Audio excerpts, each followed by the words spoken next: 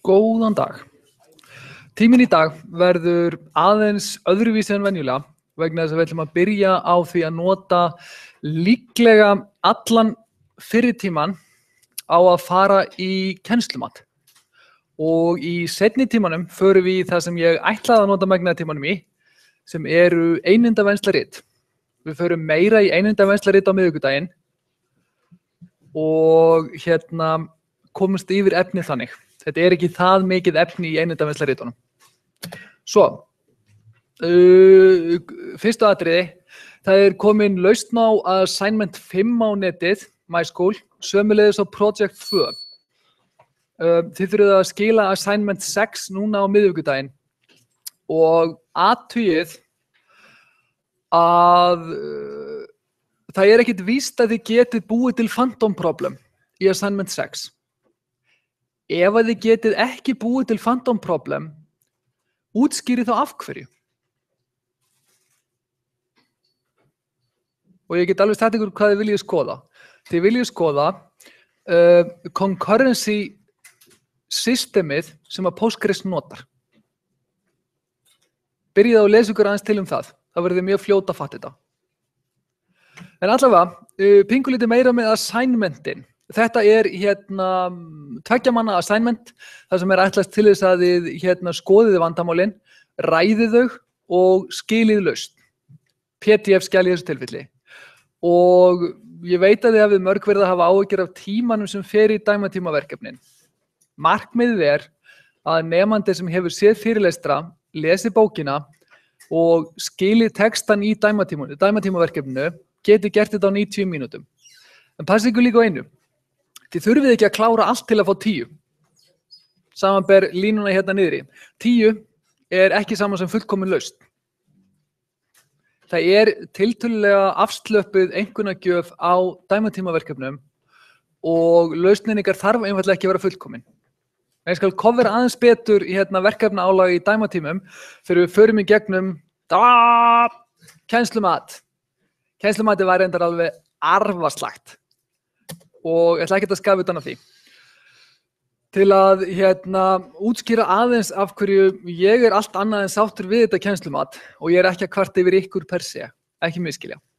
Að þá sjáið þið hér miðannar kennslumat hjá mér sögulega. Ég er að fara frá tæplega 4,7 niður í 2,7. Það er ekki kostur. Þetta eru meðaltölin úr kennslumatinu. Og það sem ég ætla að gera, vegna þess að ég rek tiltölulega mikla píratastefnu, þess að ég vil bara hafa alla hluti upp á borðunum. Og þið þurfið ekkert að vera feimin við að gagnrýna eða koma með punkta. Ég tek þið ekki persónulega. Það var ánægjan var 2,7 tæplega af 5, sem er ekki gott. Ég held að við getum alveg verið sammála það. Þátttakan var reyndar slök. Hún var 42%. En eins og alltaf, það eru þeir sem kjósa sem ráða. Svo að við verðum að hafa okkur og skoða þetta út frá því hverjir tóku þátt, ekki þeim sem gerðu það ekki. Ef við horfum á athugasemdirnar á kennslumati, þá voru 10% af þeim jákvæðar í orðatalningu, 90% neikvæðar. Þetta er pingulítið villandi vegna þess að megnið af jákvæðu athugasemdunum voru one-linerar á meðan að neikvæðu athugasemdirnar gátu orðið ansi margar línur. Og þið fáið að sjá fullt af þeim á eftir. Sko, áður en ég fer út í athugasemdirnar sjálfar. Ég veit ekkert frekar en þið frá hverjum athugasemdir koma. Til þess að ræða þetta við ykkur, þá tók ég það sem mér þótti vera dæmigerðar athugasemdir hvert atriði og setti þær bara inn á glærurnar.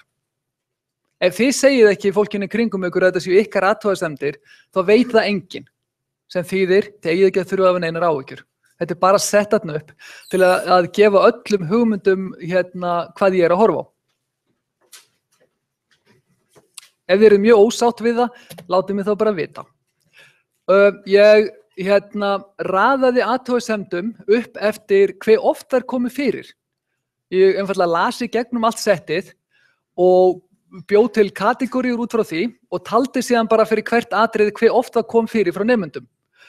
Og ef við förum yfir jákvæða hlutan, þá var það sem að nemendur voru ánægðastir með í áfanganum tölvunotkun. Og það að segja að eins og þið eigið öll átt ykkur á, það engin tölvutakmörkun eða tölvubann í þessum áfanga. Það staðsetningartakmörkun.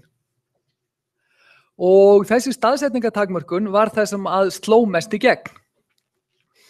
Og að fólk virðist vera almennt ánægt með það að það geti einbeitt sér að náminu án þess að verða fyrir truflunum frá tölvunotkun annarra nemenda. Þetta einhvað sem þið megið reikna með að sjá í fleiri áföngum, ekki færri. Vegna þess að þetta hefur verið rætt mikið upp af tölvunarfræðikennurunum. Númer 2, og þetta var jafn vinsælt. Númerin aftast í svegunum hve oft þetta kom fyrir í kennslumati. Þátttaka nemenda í tímum, það að segja að mæta með dæmi sem að þið leysið í tíma og ég fer síðan með ykkur yfir lausn á. Þetta var, jafnt í fyrsta sæti. Takmörkun á staðsetningu fólks með tölvur og það að fara yfir dæmi í tímum sem þið eru búin að leysa í tímanum. Og annað áhugavert skemmtilegt efni, ég gæti ekki verið meira sammála þessu fólki. Þekking kennara, tæp 5% telja að ég veit eitthvað hvað ég að gera. Ég ætla ekki að taka því persónulega, en það þarf heldur ekki að segja það í kennslumati að kennari viti nokkurn veginn hvað hann að gera. Ef hann veit það ekki, þá væri það skelfileg ráðning hjá skólanum. Praktískt efni, aftur, ég gæti ekki verið meira sammála ykkur þessum hóp, þessum 4 aðilum, vegna þess að þetta eitt af líklega 3-4 námskeiðum sem þið farið í þessum skóla sem mun nýtast ykkur hvað best í hugbúnaðargerð. Svo þetta ofsalega praktískt. Það alveg innilega sammála þessu fólki. Og síðan fékk ég tvisvar ákveðinn eða strangur kennari. Sko, ég alveg til í að vera skilgreindur sem ákveðinn, en mér þykir rosa leitt ef einhverjum þykir ég að vera strangur kennari. Það bendir til þess að fólk sé á einhvern hátt hrætt við mig og þeir alls ekki að vera hrætt við mig.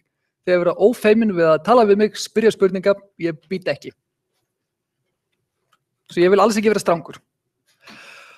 Og síðan við tökum topplistan innan gæsalappa yfir neikvæðari athugasemdir. Þá of tímafrek dæmatímaverkefni fékk 17 atkvæði. Ég vona að þetta sé extreme case sem við erum að horfa á þarna í þessum texta, að það fari meir en dagur í að leysa þessi verkefni eftir það búið að lesa námsefnið og hlusta á fyrirlestra. Það væri skelfilegt ef það væri normið. Það eins og ég sagði í byrjun og ef endurtekið allavega einu sinni eða tvisvar.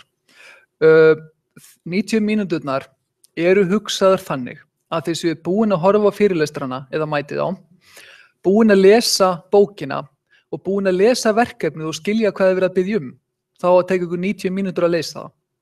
Ef þið eruð ekki að ná því, þá í einhverjum tilfellum verkefnið of stórt, en þið þurfið líka að hugsa hvernig ætlið þið að nota tíman ykkar. Það ekki þannig að þið þurfið að skila fullkomnu verkefni til að fá 10 og ég reikna ekki með því að þið stefnið öll á því fullum fetum að fá 10 í áfanganum.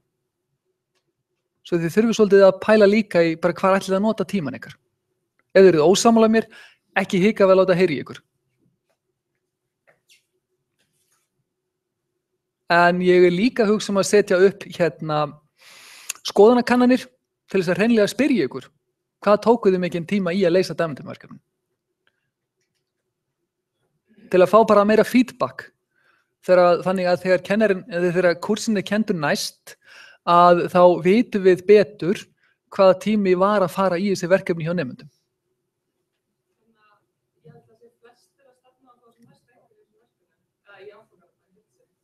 Já, ég vona það líka. Já, það vona ég líka. En þið náttúrulega, ég bara á alveg sömu línu þú, og þið lærið náttúrulega alveg heilan helling á að leysa þessi verkefni. En ef að þau að éta upp allan tíma ykkar, að þá einhver skrítið í gangi. Annarkvort þá verkefnin ekki eins og þú ætti að vera, eða þið ekki nógu vel undirbúin fyrir verkefnin. Og ég veit ekki hvort Eina sem ég get sagt þarna fullum fetum að verkefnin eru að langmestu leyti endurnýtt frá fyrri ítrunum á þessum áfanga. Ég hef ekki stækkað þau, ég hef ekki bætt við þau. Fyrsta verkefnið samdi ég og ég ætla rétt að vona að þið ekki tekið neitt gífurlegan tíma í það.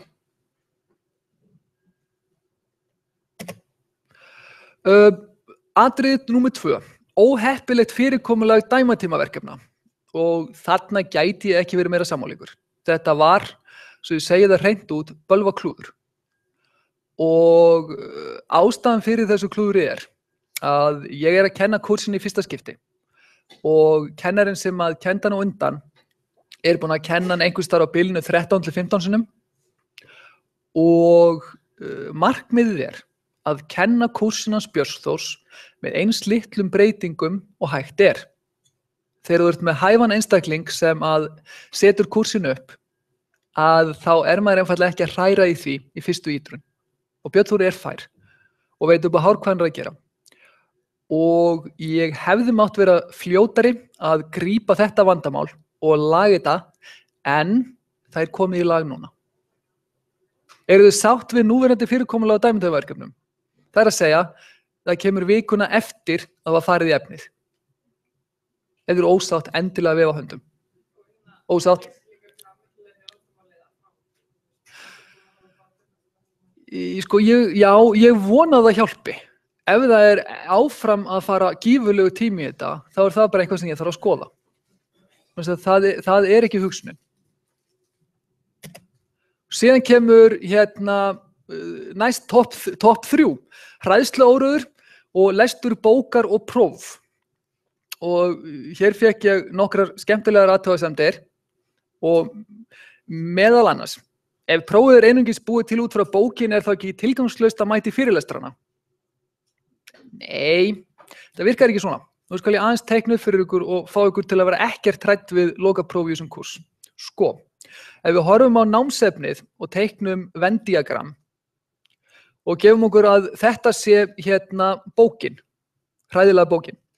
Og síðan fáum við fyrirlestra. Afsakið að teiknihæfileikar mínir eru ekkert mikið betri en skrifhæfileikarnir. Og að lokum verkefni. Verkefni, fyrirlestrar. Þá það einfaldlega þannig að overlappið á þessum mengjum alveg heill hellingur. Það eitthvað í bókinni sem ekki farið í fyrirlestrum og kemur ekki inn í verkefnum. Það eitthvað í verkefnum sem að mögulega ekki í bókinni og mögulega ekki í fyrirlestrum.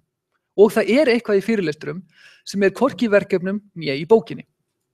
Stærsti hlutin af þessum mengjum samt sem áður í bókinni.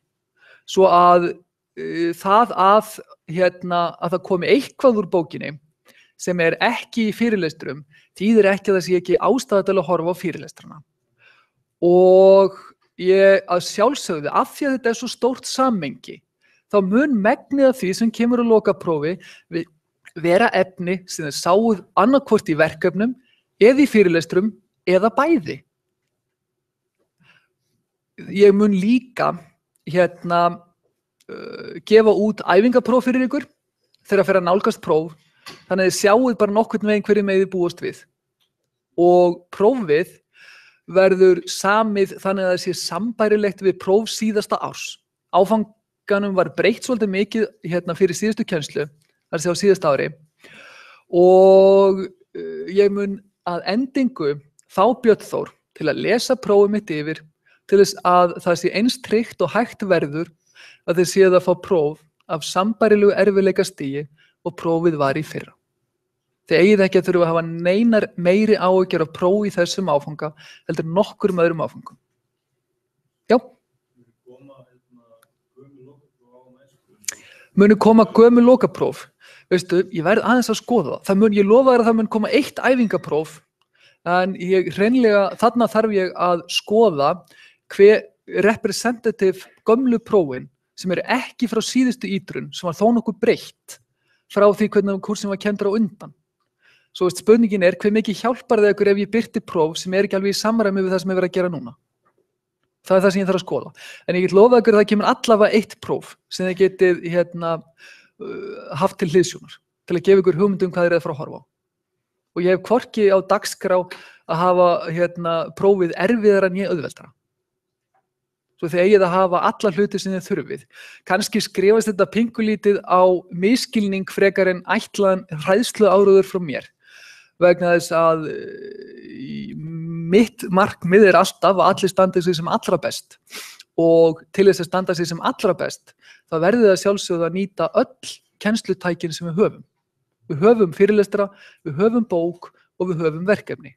Og ef þið viljið fá toppeinkunn, þá þurfum við að nota þetta allt. Og það er kannski feillinn að ég er alltaf að hugsa þetta út frá því að þið viljið fá toppeinkunn. Það sé alls ekki málega að sé einhvern sem stefni ekki á toppeinkunn, svo bara, Já. þetta er náttúrulega fyrir svefningum og alltaf er að reyna að lesa og ég er að lesa höfuð á þessu. Já. En það koma vikur eins og síðasta vika og þá bara...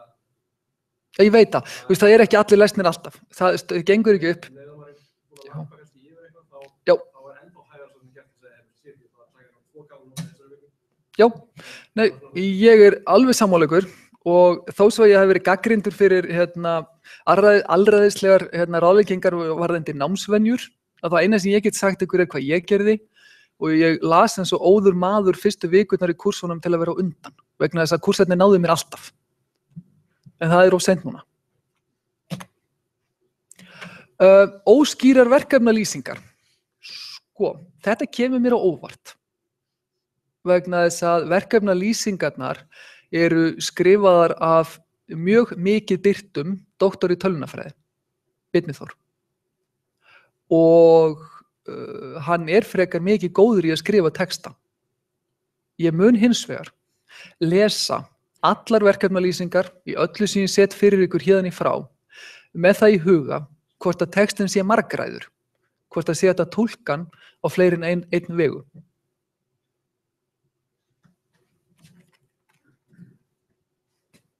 Svo ég er mjög hissað ef verkefnalýsingarnar eru óskiljanlegar og illa orðaðar. Það er ekki mín upplifun þegar ég les þær.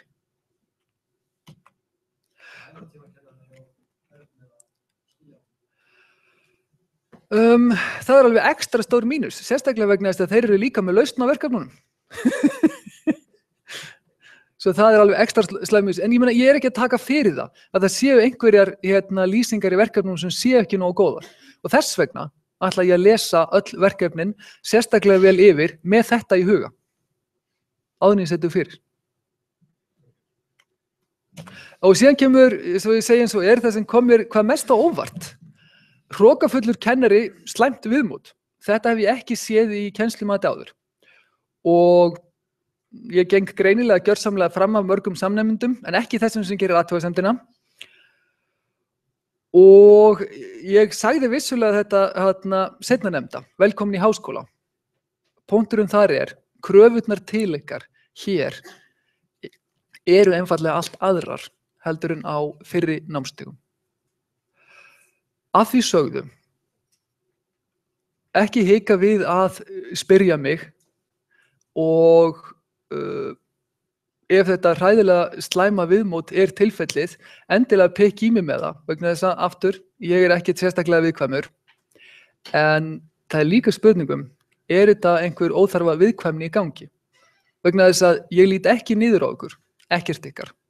Ég tala aldrei niður til ykkar meðvitað. En svo að satt að segja þá veit ég ekki hvað er í gangi með þessar athugasemdir. Tölvutakmörkun í fyrirlestrum. Finnst hann tala við okkur eins og börn sem voru að byrja í framhaldsskóla og vorum að fá tölvur í fyrsta skipti. Í fyrsta lagi, og finnst mjög sérstakt að banna tölvur í fyrirlestrum, eins og ég tók fram áðan, það er engin tölvutakmörkun og enn síður tölvubann. Það er staðsetningartakmörkun. Það mega allir vera með tölvunni sína opnað í tímum, þeir mega bara ekki vera þar sem er líklegt að þeir skemmi einbeitingu annarra nemenda. Þetta eru óbeina reykingar, hreint og beint.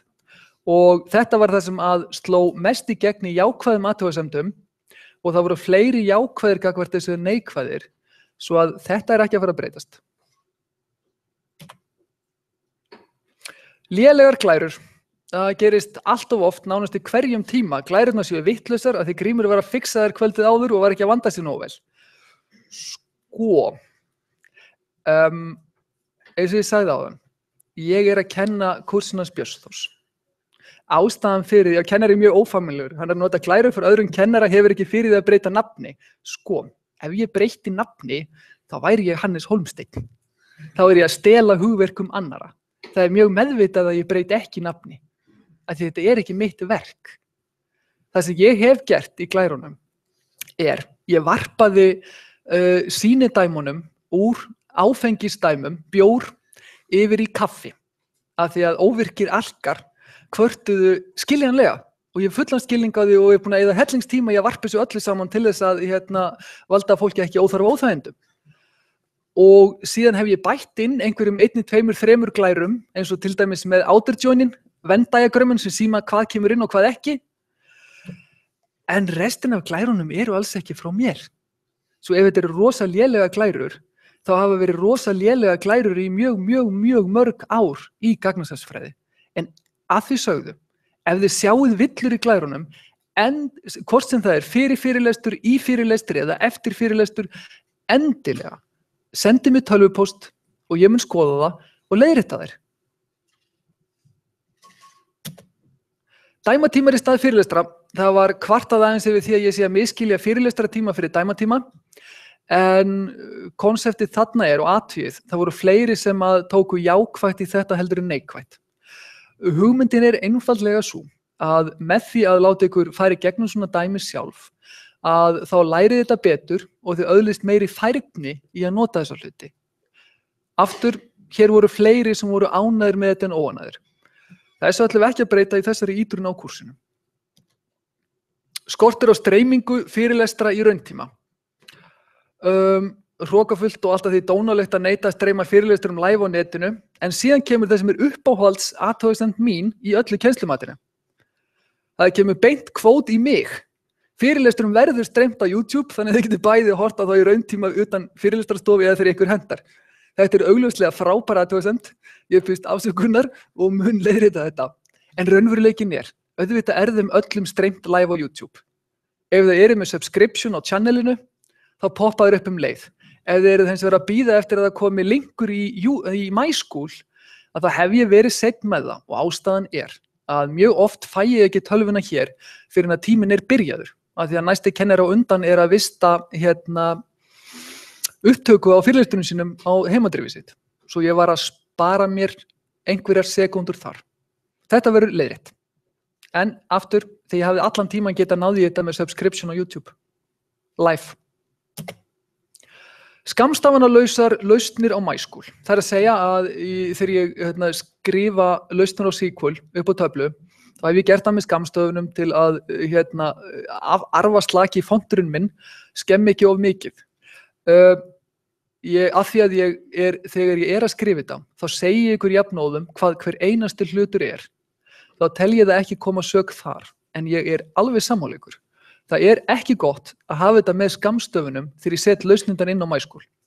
Og ég mun taka alla lausnirnar sem eru skammstafur á MySchool og setja fullt nafn á bæði töflur og dálka. Svo þetta augljóslega hjálplegt. Of hröð yfirferð. Hér hef ég í raun og veru ekkert mikið það að segja. Hraðinn á yfirferðinni stýrist af því að kúrsinn uppfyllir ACM staðal fyrir fyrsta kúrs í gagnasafnsfræði og það efni sem við þurfum að fara yfir bara þetta mikið. Því miður. Það ekkert sem ég get gert þar. Skortur á kynningu verkefna í fyrirlesturum. Það var bent tvisvar á þetta og hvað finnst ykkur þetta? Rétt upp hendi þau telja að væri hjálplegt að ég kynni verkefni í fyrirlesturum. Og áttu ykkur á að trade-offið alltaf, við höfum takmarkaðan tíma, í hvað viljið þið nýta hann? Hjálplegt. Hverju myndu vilja sleppa því? Bara, ok, ég skal setja upp einfallega kostningu á, hvað var það sem ég notaði? Skoðanakannana vef og henda því á Piazza í kvöld. Og vegna þess að ég sjálfur á því að það væri hjálplegt að kynna verkefni fyrir ykkur. En ef þið tiljið að sóun á tíma ykkar, þá ger ég það sjálfsögðu ekki. Já.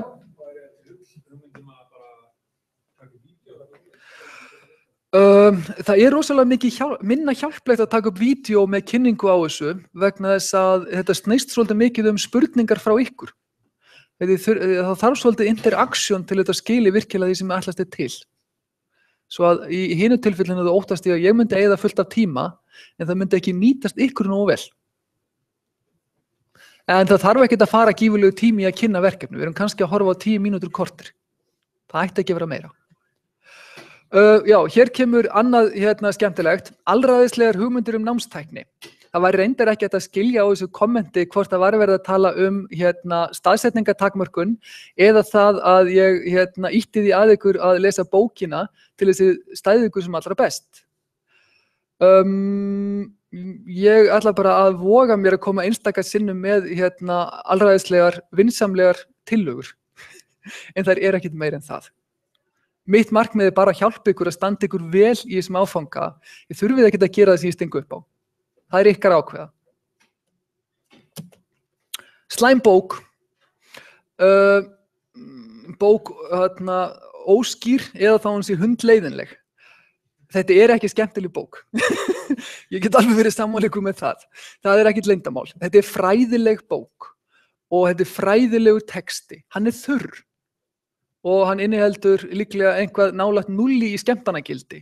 En hún hins vegar, verandi fræðileg, skýr. En hún ekki auðveld aflestrar. Vandamálið þannig að þetta nokkuð örugglega besta bókin sem í boði til þess að kenna þennan kúrs. Hún ekki fullkomin, en þetta það besta sem við getum fengið. Svo við sitjum uppi með þessa bók og ég bara verða að samhryggja ykkur með það að þurfa að lesa svona þurra bók. Yfirferð ekki kláruð í næsta tíma.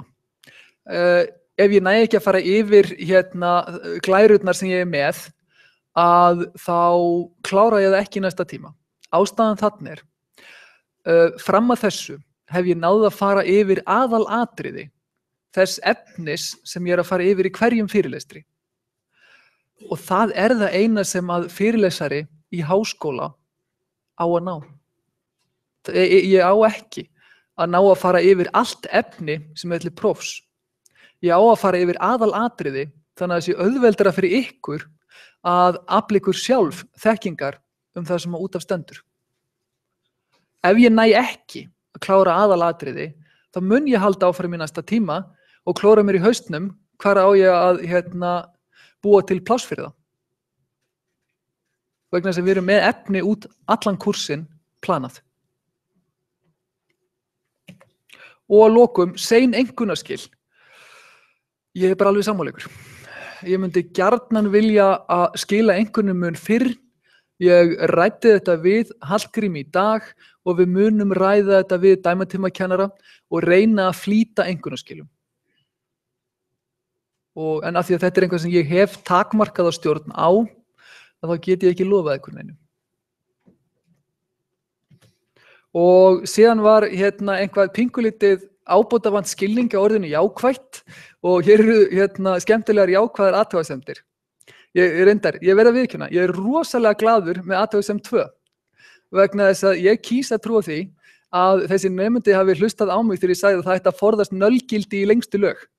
Svo í stað fyrir að skilja þetta eftir tómt setur hann engir kostir sem augljós framför. Og nákvæmlega ekki neinir aðrir kostir aðrir en að kennarinn virðist mæta nokkuð vel á réttum tíma. Því miður að þá klúðraði ég þessu líka í tímanum á miðvikudaginn. Og mætti korter of seint. Ég bý í augnablikinu í Hafnarfirði og ég kann ekki á umferð frá Hafnarfirði. En þá eiginlega niðurstaðan kennslumats. Mín skoðun á þessu eiginlega að þetta óásættanlegt. Það sóun að bæði mínum tíma og ykkar. Ef þið eruð mjög óánægð með kúrsinn og ég mjög óánægður með niðurstöðuna í áfanganum, svo að ég mun gera breytingar á kúrsinum eins og ég búin að vera að ræða við ykkur núna til að koma til móts við ykkur þar sem ég tel að bæta áfangan. En þið þurfið svolítið að hjálpa mér. Þið þurfið svolítið að vera jákvæð og einfaldlega koma með feedback. Ekki hella því öll yfir hausinn á mér í kennslumati, heldur bara að senda mér tölvupósta. Ég les þá, ég tek þeim alvarlega. Og þegar kemur að loka kennslumati, þetta var ekki nema 42% þáttaka.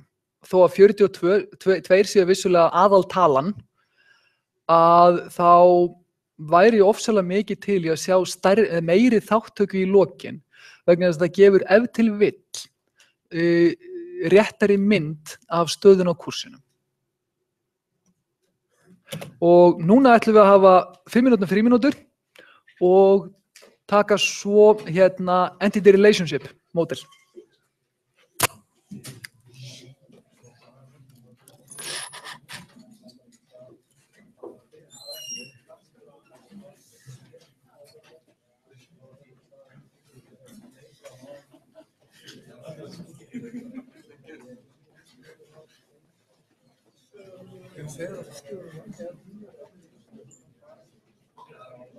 Það eitthvað ósvölda líkamugjöfin í project 2, þannig að þið var sem það Ef að þeir senda þér punktar, þá getur þið sett á mig, en á endanum þegar ég yfir verkefnin, en ef það eru mikið óanægja þá endar við að fóra mikið. Þá byrja á þetta bara með þeim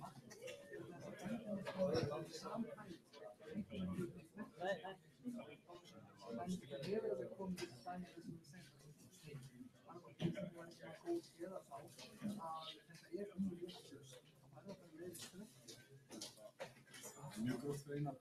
Það er kannski að kenna þetta stíma.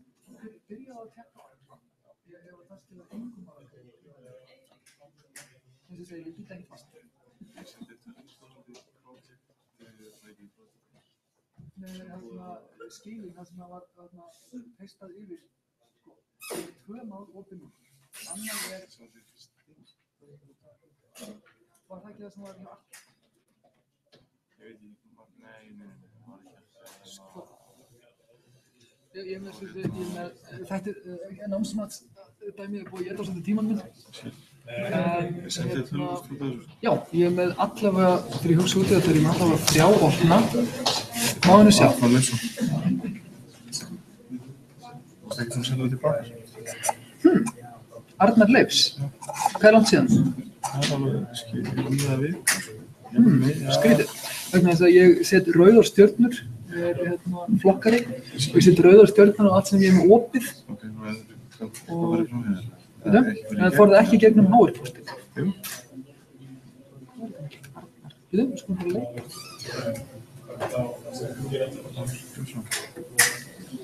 Arnar Leifs, kótið deitt yfir 1906. Á einhverjum ástæðum það verður ekki endað í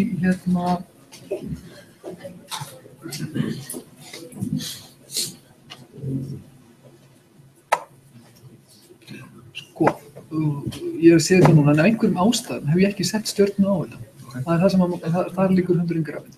Sko, dæmitímakennararnir eru með samhæfða yfirferð þverti. Og ertu búin að bánsa svo á Atli. Atli er svona held í eitt og ég myndi senda þetta á hann. Hann er svona kvörtunar maðurinn og ef það endar ósættanlega þá aftur hengið mig. En þá fer þetta gegnum sömu leið og allt annað. Þá var ekki byrjað. En það var alveg svona ákvörðun á þetta. Að hafa distinkt. Ég man ekki að þið sett. Er það liðið 2? Í project 1. Það setur við distinkt á það. Distinkt á Leifs? Þetta er 1 og 2. Já, 1 og 2. Já, ok, ég ætla ekki. En ætla að senda hann og ætla þú að fara í það? Send þetta á alla. Ef það kemur ekkert út úr því eða allir verið mjög örfnón, þá getur við senda á hann. En í raun öll einkunnagjöfum fyrir verkefnin fyrir gegnum dæmitímakennarana og allir er yfir dæmitímakennarana. Hann sér samhengin á þessu. Svo ég vil helst ekki setja puttana eða grípa mikið fram í fyrir þeim nema það sé mjög augljóst. En þetta svolítið gróft? Það var ákveðið að gefa binary fyrir bara við erum með svo yfirlegt magna verkefni. Ef þetta væri minni kúrs, þá væri við ekki að gefa svo mikið binary. Það var ákveðið að gefa bara binary fyrir hvert dæmi en hefur ekki alls staðar. Sums staðar höfum við farið niður í að gefa 0,5 það sem okkur finnst mikið mistök og okkur finnst það sem réttlætanlegt og þú höfum við stundum bakkað niður. Því að öll eru litur rétt, sko, það er bara það einandi sting. Það er ógeðslega Mér finnst það eiginlega svolítið brútal, sko, að taka alveg 0,10. Það er blóð, ég er sammála. Næstu. Já, ég ætla Næsti. að spyrja með þetta verkefni sem það er mest með þessum tveiruna. Sko ég hópurinn minn er 3 og það náttúrulega tekst ekki verið niður í 2. Já, en spurning með að tala annað annað fólk eða skilur svo inn ekki 3. Og tilfelli þú mátt alveg tala við hérna 2 en skilja það bara þinni laust. Þetta er líklega léttasta dæmitímaverkefnið síðan 1. Svo var annað, ég kom til þessu, en fyrst að hann er til stað, ég er búinn að vera að skrifa stöðu allar. Hann er að gefa okkur fyrir lið 2 og það sem er svo athyglisvert er það að listin okkar er nákvæmlega staf fyrir staf eins og lausnir sem þeir gáfu sko, sem dæmi lausnir fyrir Fyrir þetta? Já, fyrir lið 2. Við settum distinct á neitt. Sendum nýjan post á mig og ég skal skoða það sjálfur. Okay. Ég er búið að bansa þessu alla. Ég er að býða til svari frá hann, sko. Hann fór yfir. Býttu hvað allir segir. Já. Og ef það kemur nei út af því, bansa það. Ég skal skoða. Ég ætla ekki að vera að segja Nei, ég er bara að reyna að passa, ég er bara að reyna að grípa ekki of mikið fram fyrir hendurnar á þeim. Já, ég skilji. Þetta er ok? Já, en það virðist eins og þessi kona hafi ekki skoðað póstið sín. Sem ég var sérst að fá einhvern fyrir skýrar hérna 2 að það er 0. Hæ? Býtum við, kona... Já, býtum. Ok, ég skilja þessu inn. Skilja þú þessu? Ég setti það inn á, var ekki fyrstverkefni sem ég setti inn á, þú heitir eftir, ég er alveg hræður frá hann. Steinar, og svo bara leita að þér, varðandi skiljaverkefni.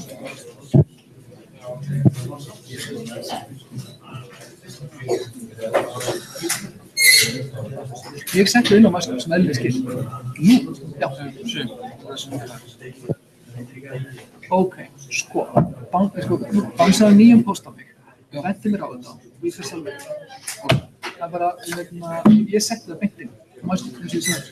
Hvað er skrifið í postinu? Bara, getur við saman að fara yfir produkt 2 fyrir mig þar sem að dæmatíma kenna að gera ekki. Og ég fyrir það.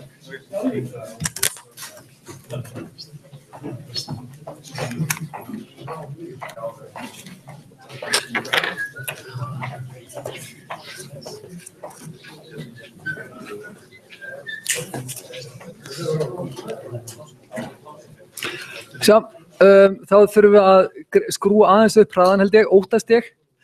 Það sem við ætlum að fara yfir núna er einindavenslarit og við munum síðan fara í næstu viku í beinu framhaldi og þetta tengist, þetta efni, í normaliseringu.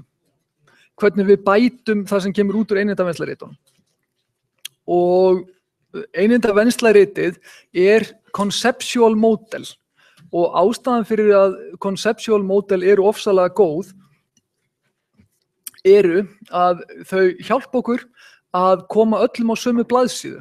Við það að teikna tiltölulega einföld einindavenslarit upp á töflu þá er mjög auðvelt að fá hópa fólki, saman hvort að það er business fólk, hugbúnaðargerðar fólk eða aðrir, til að komast á enda með sameiginlegan skilning á hvað er verið að leysa. Og við getum varpað einindavenslaritunum okkar yfir í töflur á mjög einfaldan hátt. Þetta er alveg hundgamalt módel í grunninn frá 76 og þetta er annars vegar hugtök og hins vegar myndræn framsetning. Þetta er ekki staðlað. Það eru til fullt af útgáfum af þessu í mismunandi hugbúnaðargerðarpökkum og mismunandi bókum. En hugtökin, þau eru eins. Framsetningin á þeim myndrænt, það er ekki eins. Og hafið þið einhver lært UML? Ok, að það er hægt að nota það sem standard notation fyrir þetta. það bara aðeins herra flækjustig á því þar. Grunn hugtökin í þessu eru einindi sem bara nákvæmlega sama og þeir hugsið klass, þeir eru að hanna klasa. Þetta einhvert fyrirbæri sem hefur merkingu fyrir ykkur, sama hvort að það heimilisfang, kennari, nemandi eða eitthvað annað. Og síðan entity set af sambærilegum hlutum. Ef við værum að hugsa þetta sem töflur, þá væri eininda set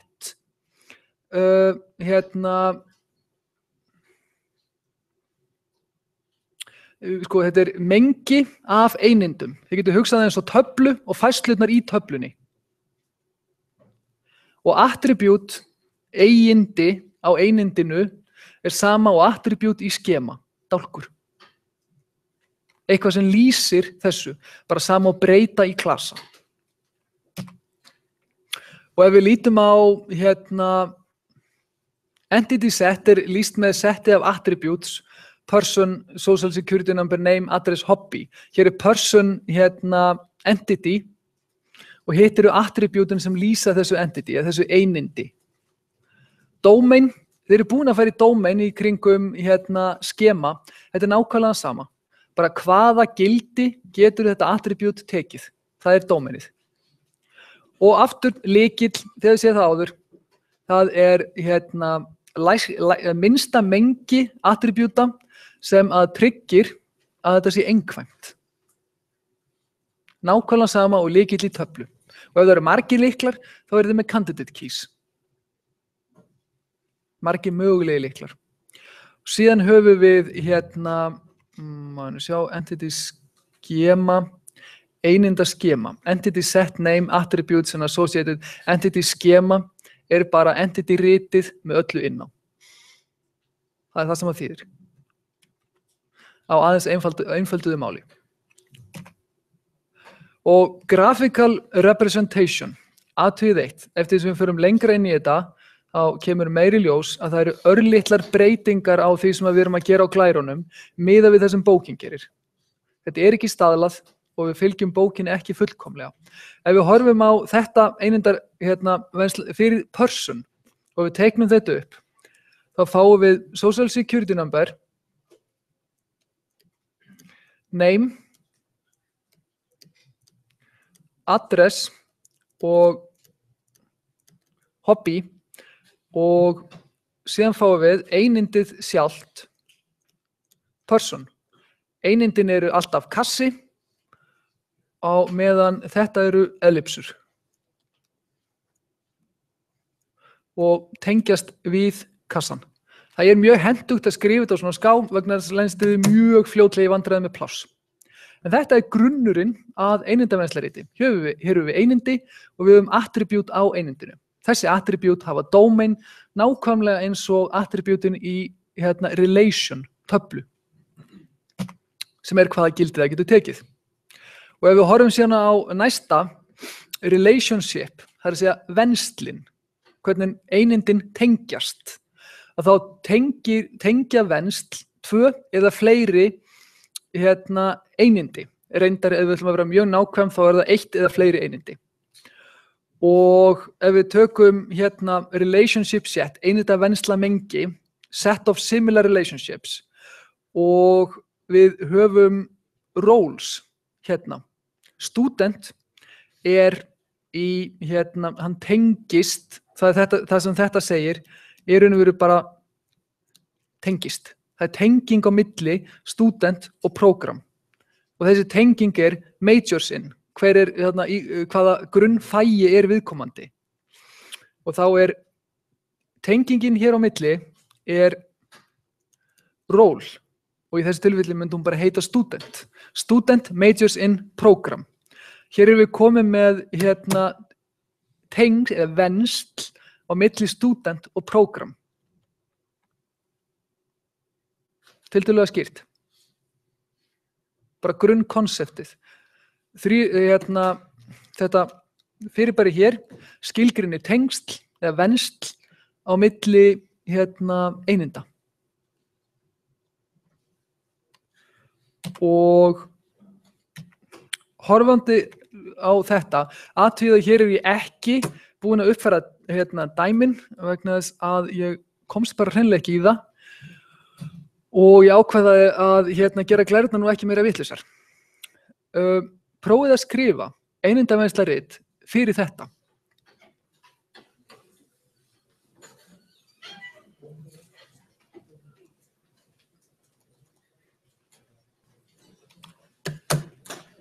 Og ég ætla aðeins að hoppa á milli fyrir ykkur. Þetta syntaxin. Það eru kassar fyrir entity, það að segja eins og klassa og tvíklar fyrir tengslin. Hvernig tengist það? Attribútin enda í bólum.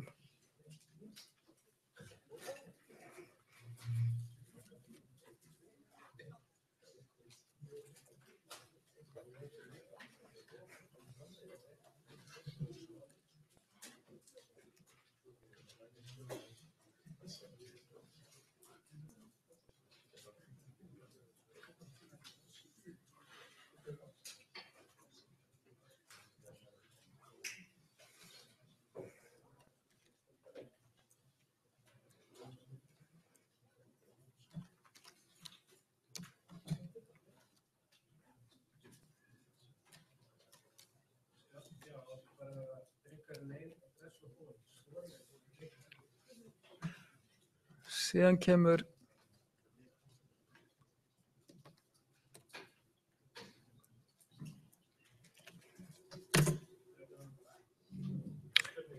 já. Nei, store name, geymið nafn, address and license. Það mætti vera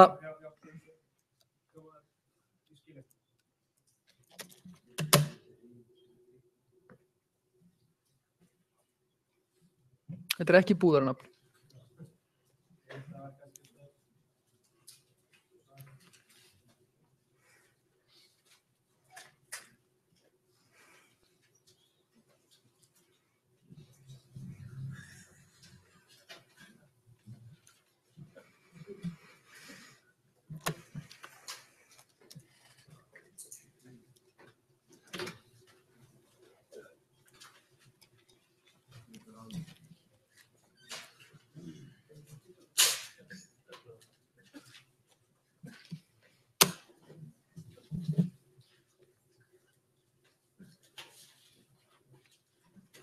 Næsta skilaverkefni úr þessu.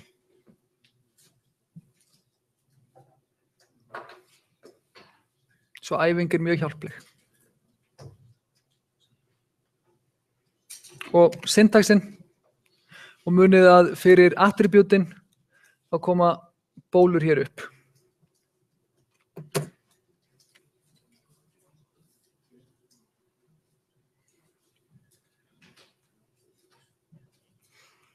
Hér það sem við ætlum að mappa.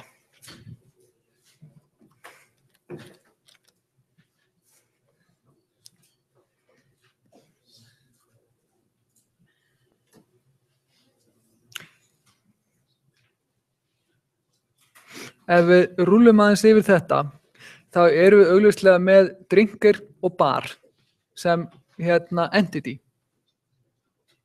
Og þetta með, sjá, name, address og phone. Og fyrir drinker. Drinker entity. Þetta eru attribute á þessu entity. Og síðan erum við með hinum megin, bars, sem með name, address og license. Og sjá.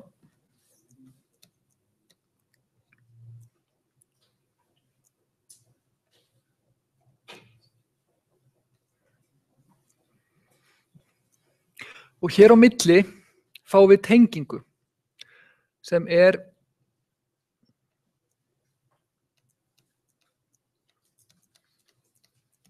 frequency.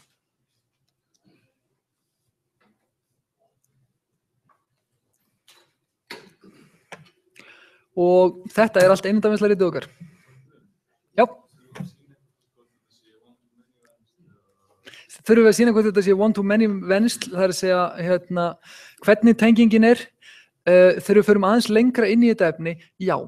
Í þess, sko, meðan við erum að ná grunnkonseptunum þá erum við ekki að horfa á það, en við munum skoða það.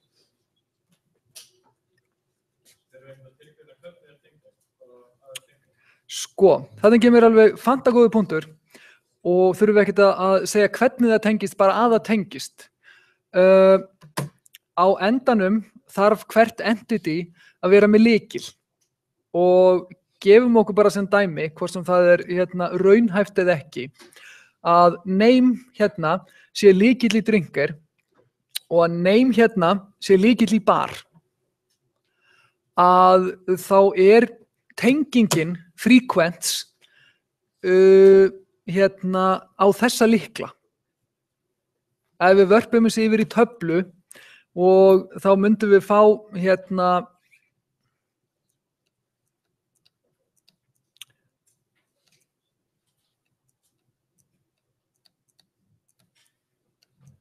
þá verður þetta lykillinn í frequency. D-name og B-name. Svo að tengingin í gegnum lyklana á einindunum sem við erum að tengja. Við merkjum lykla með því að setja strik undir, nákvæmlega eins og við gerum í relation fyrir töflur. Það alveg sami syntax þar. Og síðan relation versus relationship. Að hér smá orðaárekstur vegna þess að í íslensku endur þetta sem vensl á móti venslum. Og meðan að relation snýr að töflum og relationship tenging á milli eininda í einindavenslariti. Og hér þurfum við einfaldlega að fylgjast með kontekstinu. Hvort það verið að tala töflur eða hvort það verið að tala módel þegar orðið vensl notað.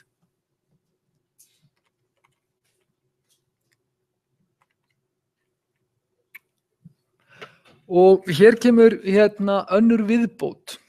Það ekki nóg með að við getum sett attribute á einindin, við getum sett attribute á tengingun á milli þeirra, venslin, sjálf.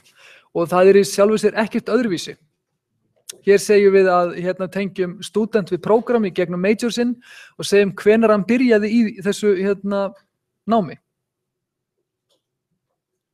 Og þetta síðan ef við skoðum ról aðeins betur, að þá ná ég einhvað sem ég get.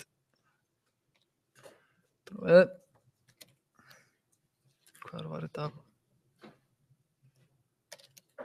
Svona. Ef það kemur ekkert fram nafnið á tengingunni, þá það bara nafnið á entityinu sem að tengjast. Svo hér erum við að segja student majors in program bara beint. En í sumum tilfellum þá erum við með tengingar sem við þurfum að skýra sérstaklega. Og tökum dæmið það aðeins betur á eftir. Ef það augljóst hver tengingin þá þurfum við ekki að skýra tengingarnar. Og hér student majors in program, það ekkert sem þarf að skýra nánar varðandi það.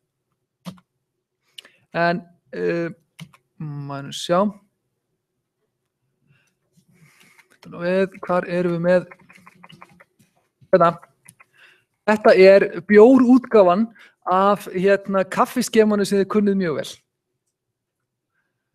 Og ef við tökum þetta skema og setjum hér inn, teiknið upp diagramið, einindavenslarritið, fyrir hvaða hvaða barir selja hvaða bjóra á hvaða verði.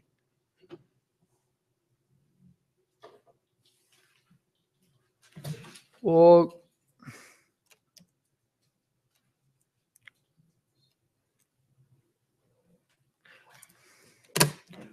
Þetta eru staðir sem þið viljið búa. Og það skiptir engu máli, hvað ég segja, þið þurfið ekkert að eldast við hvaða attribute á þessu.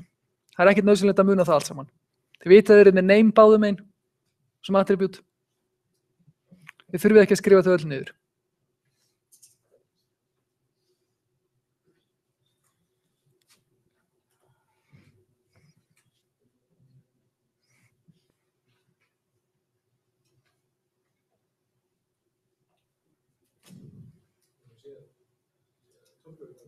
Já.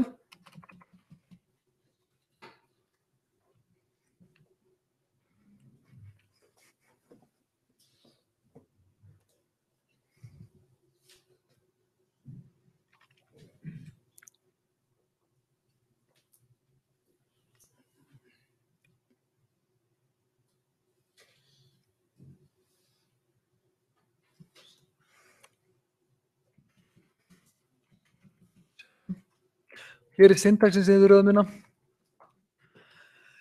Ellipsur fyrir attribute, kassar fyrir einindi, tíklar fyrir vensl. Svo, ef við teiknum þetta upp, hvaða einindi viljið þið setja?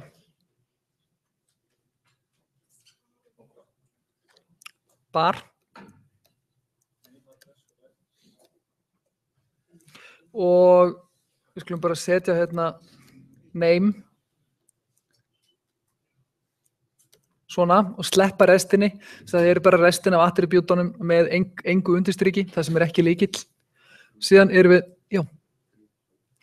erum við með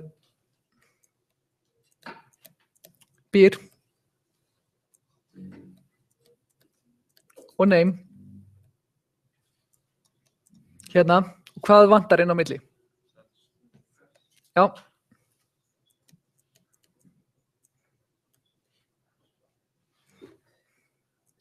Nú vantar einn hluti viðbútt. Hver vil ég setja price? Sells. Já, það er bara alveg hárrétt.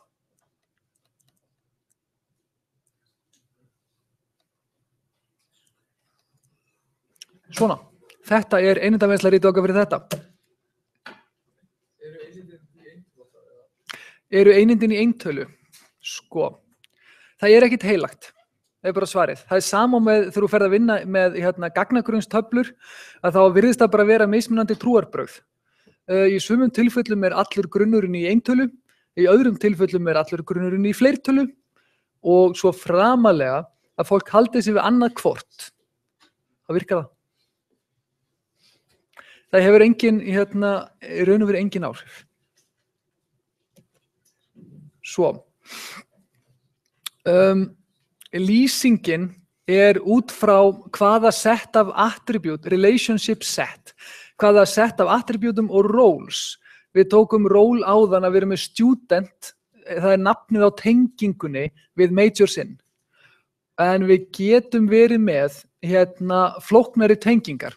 Til dæmis ef við erum að tengja yfirmann við undirmann, reports to, að þá erum við með tvær tengingar, þetta er tenging á milli tveggja mismunandi starfsmanna. Þetta eru 2 mismunandi stök í employee settinu. Og vonandi, að öðrum kosti er þetta mjög vafasamur starfsmaður. Og í þessu tilfelli, til þess að sé ljóst hvað við eigum við, þá þurfum við að taka einhvert nafn, employee, boss eða hvað við köllum það. Við þurfum einhvern veginn að gera greinarmun á hvaða tenging er þetta. Svo þá þurfum við að skilgreina rólið. Og hér erum við búin að skilgreina að hér er employee í employee róli og hér er employee í einhverju yfirmannsróli. Hlutverki. Þetta er bara disambiguation til að koma í veg fyrir að þetta sé á einhvern hátt tvírætt.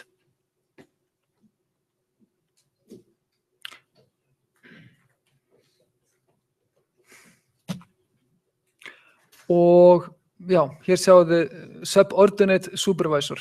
Þetta nákvæmlega tengingin sem við erum að tala Að við þurfum að skýra þetta til þess að þetta sé á tærum, en þetta ekkert flóknar en það.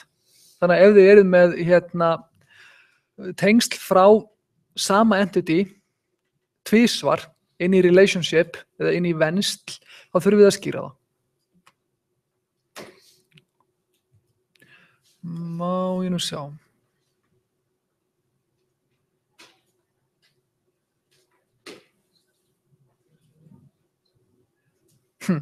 Sko, ég bara segi ykkur það strax að þetta ekki í samræmi við bókina, en við gerum pínkulitlar breytingar á einundavenslaritunum, þannig að þetta á rétt á sér. Þannig að ef þið lesið bókina og lesið síðan glærurnar, að þá þetta ekki í samræmi við bókina, en þetta alveg jafn rétt út frá því sem við förum yfir á eftir. Og hér tökum við bara einfaldlega nokkur af þessum dæmum sem við erum búin að vera að horfa á. Það ekkert sem að á að koma ykkur sérstaklega á óvart, nema athugið rólinn hér í neðsta dæminu. Þar sem við erum með part, að þetta í hlutverki product í sold, og project customer, skilgreint sem þetta customerinn. Þið eruð að nota rólnöfnin til að skýra betur hvað þetta. Að sold það að það einhver customer sem kaupir einhver product af einhverjum supplier. Já. Hvað þýðir? Já, þessar örvar. Sko, þetta fyrir utan það, þetta náttúrulega gjörsamlega úrelt. Að við þyrftum að setja manneskja og manneskja sem myndi ekki hjálpa neitt, ef við ætlum að hafa þetta rétt. En ef við skoðum bara fylltu örina ef að þú ert með venjulega ör, með engum hún hvorki sérstaklega breið, hún ekki tvöföld og hún ekki með neinum örfum, heldur bara línu, þá þýðir þetta 0 til n og 0 til n. Tengingin hér. Ef við fáum örina, þá erum við að segja, það eru efri mörk á þessu, svo að þetta 0 til 1 í þessu tilfelli. Svo að hver prófessor getur bara unnið í einni deild. Hver deild getur verið með fullt af prófessorum, eins og þetta teiknaði upp hér, en hver prófessor getur bara unnið fyrir eina deild. Það það sem við erum að mappa með örinni. Hann vinnur annarkvort í 0 eða 1 deild. Það getur verið að hann vinna ekki í neinni deild.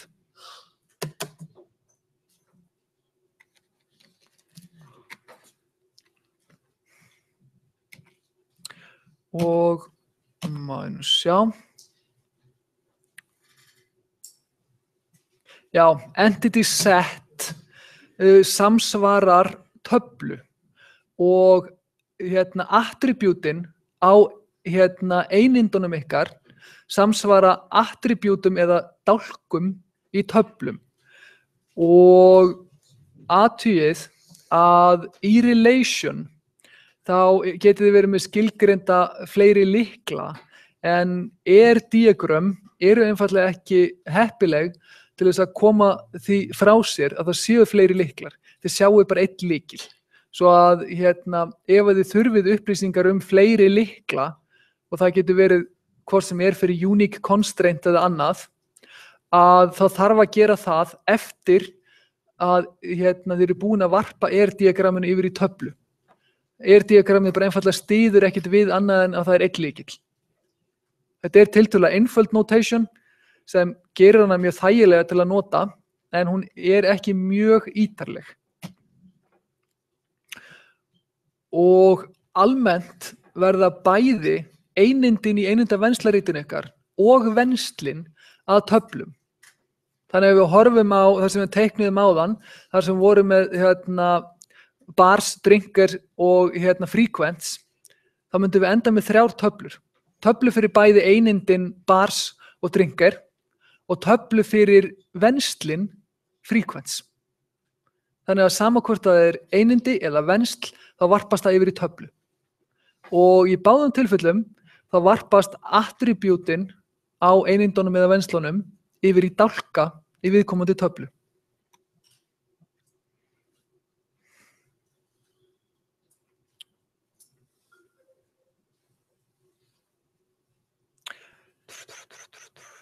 Já, ekkert meira sem ég langar að kofera þarna.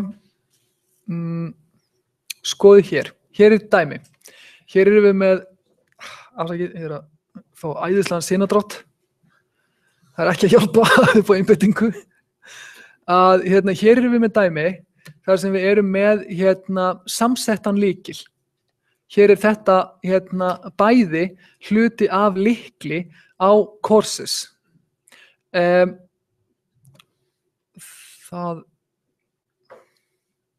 Og skoðið núna teaching sem er venslin á milli courses og professors, að lykillinn í almennt, ef þú eru að horfa á vensl, þá er lykillinn úr courses og lykillinn úr professors. Og ef þú horfið á það, þá er það sect number, course code og ID. Og þetta er normið fyrir öll vensl.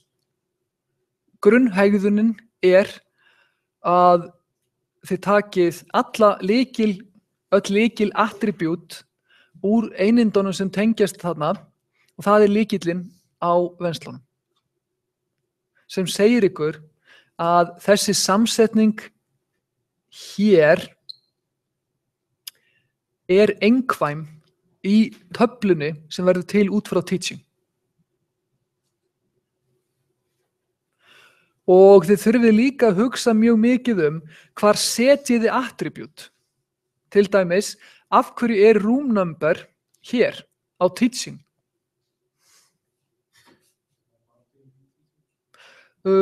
Bara til í teaching. Ástæðan er, prófessor getur kennt í hvaða sal sem er, námskeið getur verið kennt í hvaða sal sem er, en þessi kennsla á námskeiðinu sem er skilgreind með þessum venslum hér, hún er í þessu herbergi. Svo við þurfum alltaf aðeins að hugsa hvar á attribútið heima. Hvað segir það okkur?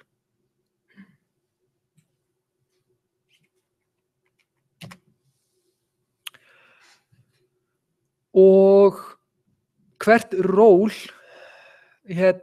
framleiðir foreign key. Með öðrum orðum, allar örvarnar. Þetta er ról, alveg sama þó það sé ekki nafn á því. Örin er ról, hún er bara courses ef við tökum nafnið ekki fram. Og það sem þetta segir okkur er, hér verður til foreign key úr teaching, þegar við vörpum þessi yfir í töflur, yfir í sect number og course code. Þessar tvo dálka saman. Og það verður líka allir foreign key teaching yfir í ID í professors. Þetta er bara einfaldlega, þarna erum við að taka consistency hlutan af asset. Við erum að tryggja gagnaheilindi, að allt sem við vísum í úr teaching-töflunni sé örugglega til. Að það sé ekki til færslur hér í teaching, þar sem að professorinn er ekki til í professortöflunni. Svo við erum bara að horfa á gagnaheilindi með því að setja þessa aðkomulykla. Og já, teikni núna upp miðað við það sem sjáið hérna og worksin, og við skulum búa til professor á dálk sem heitir ID og department á dálk sem heitir ID. Teiknið upp bæði skrifið bara snöggt upp, hver er primary keyin og hvaða foreign keys eru í worksin.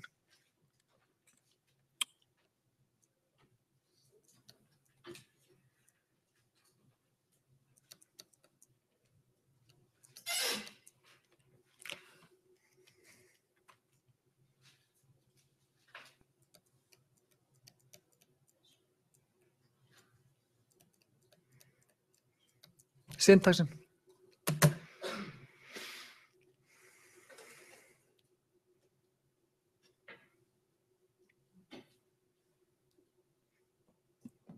og þetta eru lyklarnir, svo undirstrykk.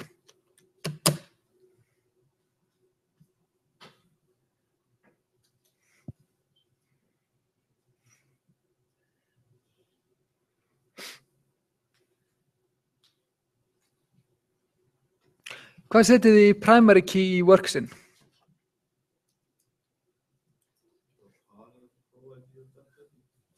Já, alveg sammála. Og að því að ég var,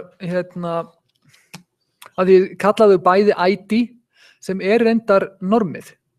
Vegna þess að ef þið pælið í því, ef þið myndið búa til klasan persóna og persónuklasin ykkar ætti gildi attribute sem heitir kennitala, myndið þið kalla það kennitala eða persónakennitala eða p-kennitala. Ég myndi giska á kennitala. Það hægir ykkur nákvæmlega eins þegar hann töflur. Primary key í professor heitir bara ID, hann heitir ekki p-ID. Skópið, taflan gefur skópið. Þið þurfið ekki að endurtaka skópið í nöfnunum. En þegar við vísum í það hins vegar, þegar við búum til dálkana í Worksin, þá heita þeir PID og DID. Þó svo að það sé ekki nafnið á þeim í upprunalegu töflunum. Og primary keyin hér PID, DID. En hvaða foreign key, hvaða aðkomulykla vil ég setja í Worksin? Já.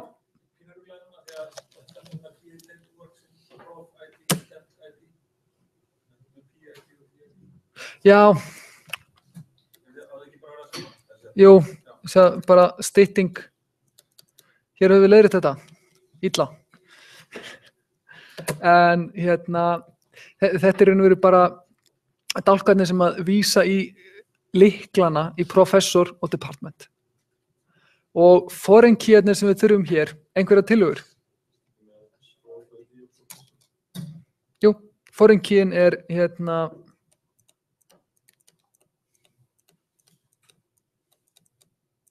það á professor ID og síðan á department ID.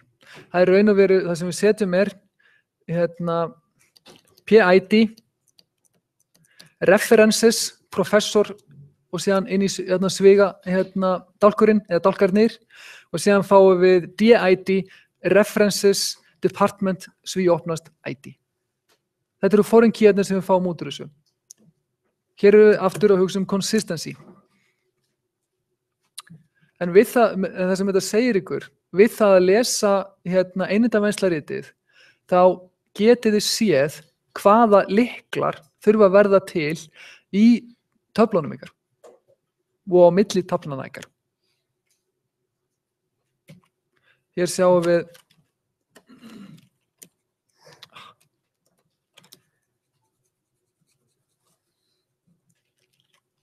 hvaða lyklar koma hérna.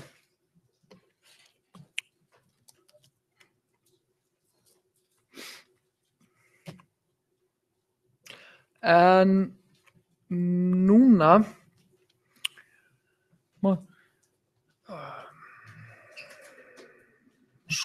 núna förum við aðeins út fyrir það sem bókin segir. Nú keyrum við út af veginum. Það sem að bókin segir að þegar að lyklunin á venslum takmarkar okkur frá því að gera það sem við þurfum að gera gagnarlega, þá þurfum við að bæta við einindum.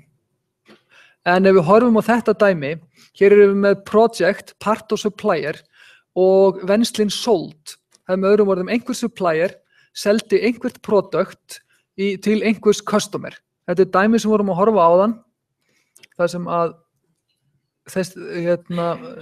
þetta heitir customer og þetta product. Eins og þetta sett upp núna, og því að við höldum þarna utan dagsetningu og verð ásamt því hvað var selt, hver seldi það og hver keypti það. Þá getum við bara selt hverja vöru frá hverjum supplier til hvers customer einu sinni. Ekki bara einu sinni á dag, heldur bara einu sinni. Vegna þess að lykillinn á venslunum er ID-in á þessum 3 töflum. Eða þessum 3 einindum. Það þýðir að þessi þrenning, project ID, supplier ID og part ID, þarf að vera einkvæm, eða hún getur ekki verið annað en einkvæm.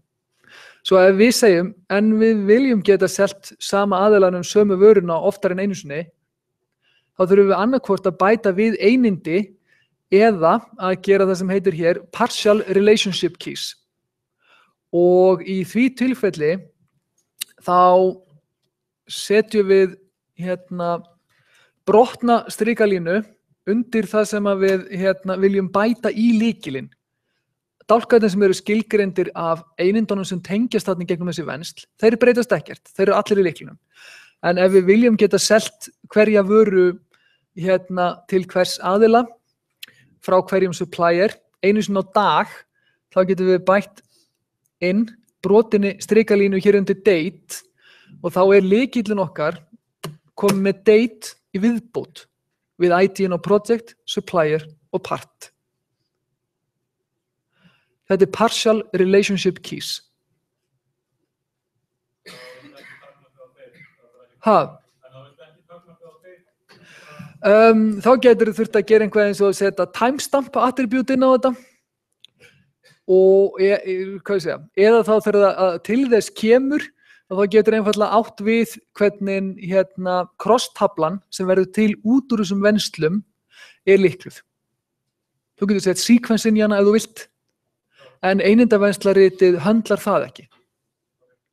Svo þú hefur fullt af leiðum til að vinna úr þessu eftir þetta er búið að varpa sig yfir í töflur.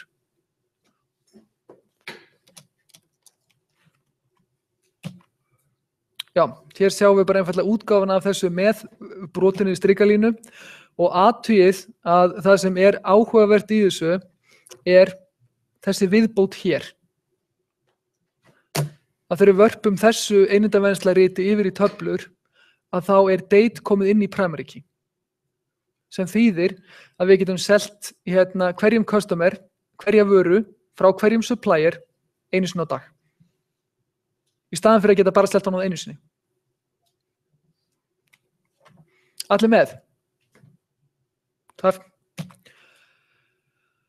Og má ég nú sjá. Reiknið þetta upp. Diagram fyrir þetta.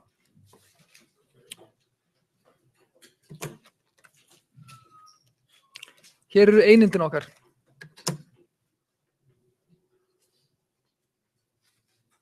Og þið þurfið ekkert að setja neinn attribute á einindin.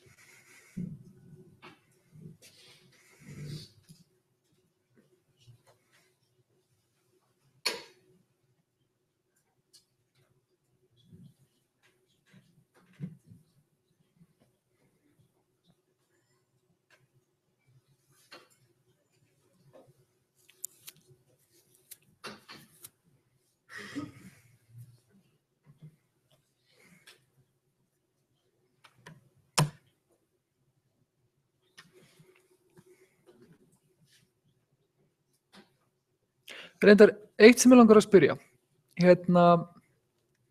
Myndið þið telja það gagnlegt að fara yfir lausnir á project 1 og 2? Almennt. Vegna þess að ég á alveg að komast yfir það sem ég þarf að komast yfir í einum tíma á miðvikudaginn og ég get þá coverað lausnirnar ef þið viljið. Bara rúlla yfir þær, tryggja þið skiljið af hverju þetta virkar svona.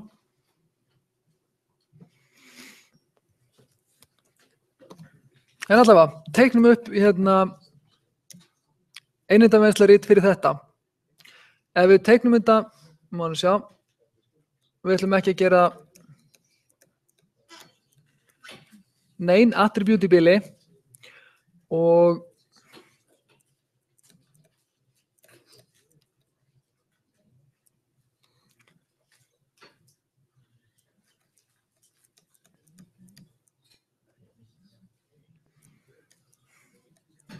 hver vil ég setja semester? Til að byrja með, á takes, sko, eins og þetta er sett hérna, semester, svona. Eins og þetta er sett upp núna, eins og spurningin er sett fram. Students take courses in a given semester. Að þá erum við með einhvert, á endanum erum við með einhvers konar ID hér, sem er lykill. Og það verður primary key í takes. Ef það er engar aðrar kröfur en þetta, þá er það alveg í lagi.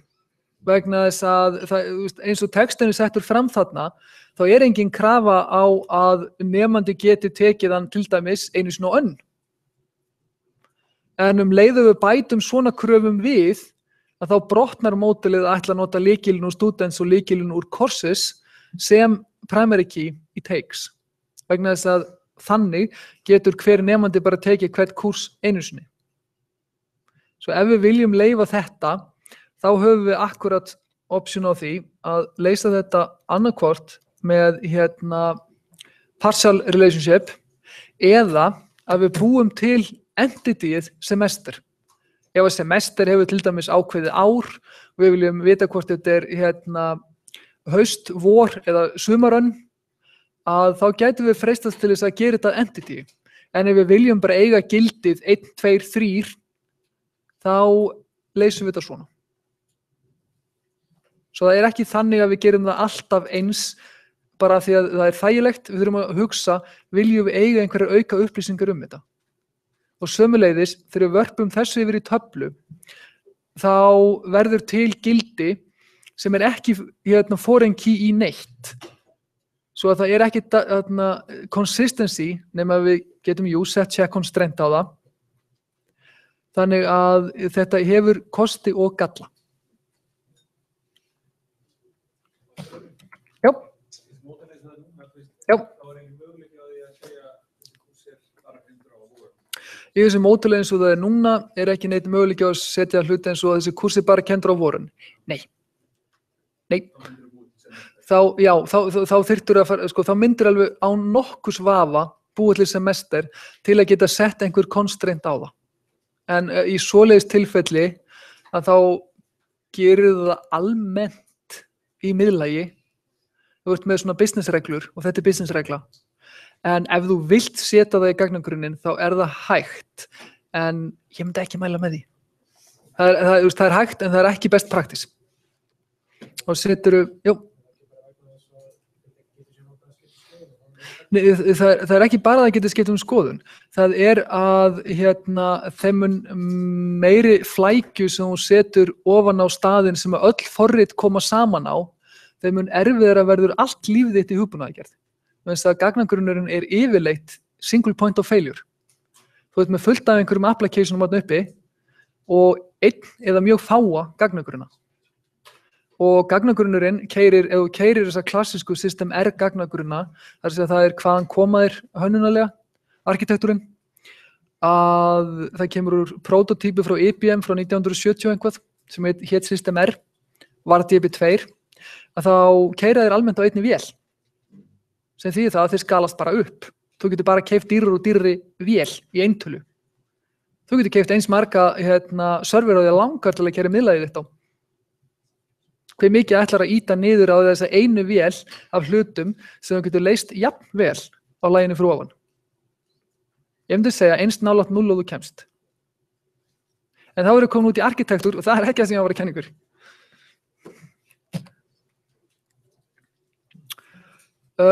Students take courses in a given semester.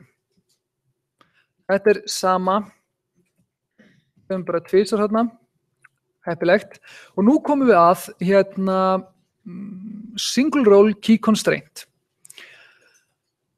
Að þegar við erum með að hámarki 1, að þá erum við með það sem við töluðum áðan, þar sem var spurt, var einhver sem greip þetta mjög vel á glærunum, hvað þýðir þessi ör? Örin þýðir 0 til 1, að hámarki 1.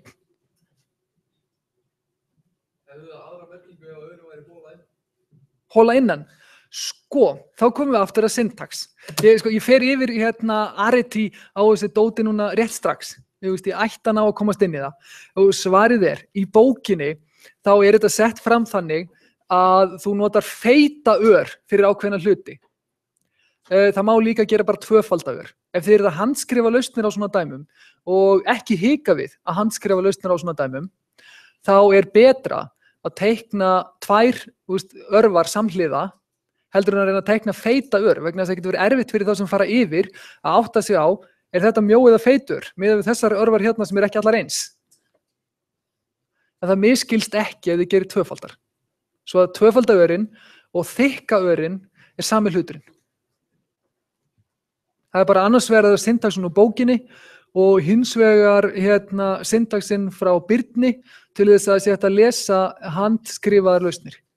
Annars sem þið viljið mögulega skoða til að leysa þetta vefur sem heitir draw.io.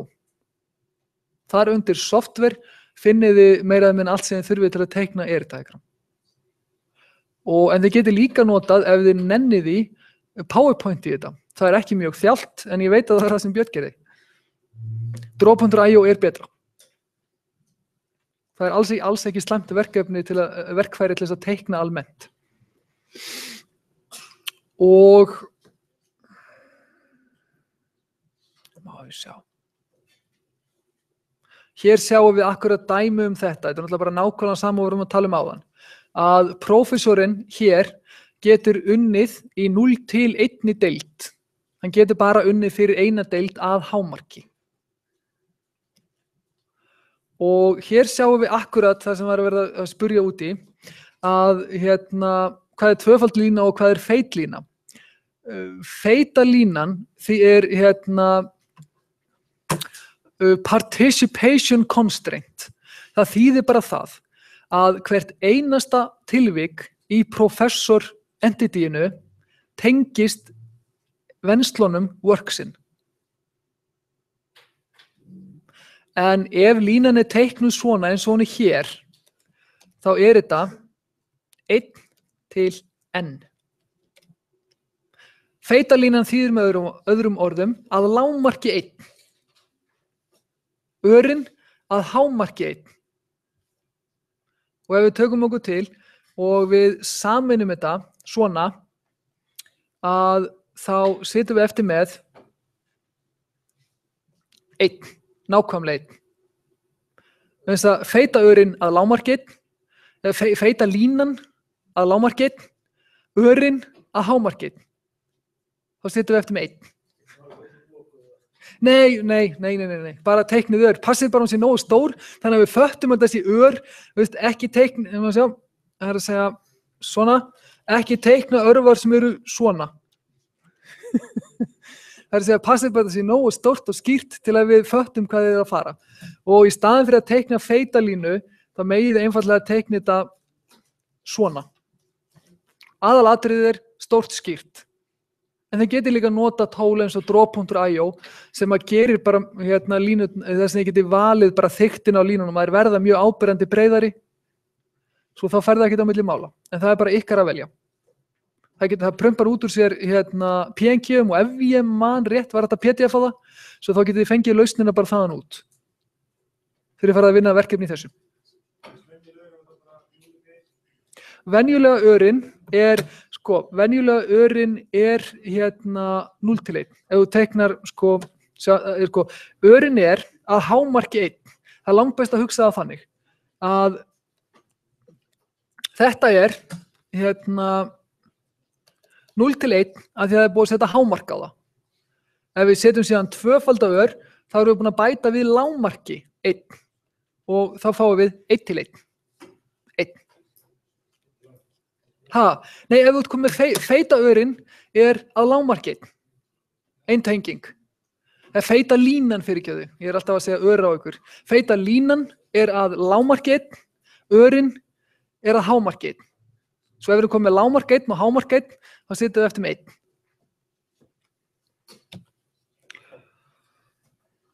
Og hér setjum við þetta saman. Participation, sem er feita línan okkar, og key constraint. Hér endum við með nákvæmlega sem við erum búin að vera að tala um, 1. Og þið megi nota, eins og áður kemur fram, þennan syntax líka fyrir þetta þegar ég ferð að leysa verkefni. Og ég held, tökum þessa og hættum síðan. Og hér sjáum þið nákvæmlega dæmi um þetta og hvaða línu viljið þið fá, eða hvers konar tengingu viljið þið fá í fyrsta dæminu? Venjulega línu, svona, en næsta. Venjulega línu með ör, sammála, 1 til n. Teiknum hana tvöfalda bara því að ég er að handteikna þannig að það sé auðvelt að sjá það og síðan fáum við svona. Þetta eru tengingarnar sem þið þurfið að muna. Já, það er það. Það er að lágmarki 1 og að hámarki 1 sem þýðir bara að nákvæmlega 1. Og þá segi ég bara takk fyrir í dag.